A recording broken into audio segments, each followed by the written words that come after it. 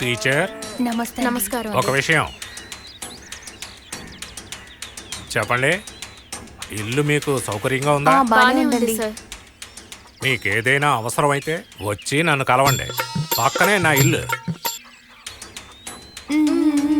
మా ఊరుకొచ్చిన టీచర్లకి మంచి సౌకర్యాలు కల్పిస్తాం. ఊరు వదిలి వెళ్ళలేనంత. అలాగే సార్. టీచర్ ఒక విషయం ఒకటి మర్చిపోయాను.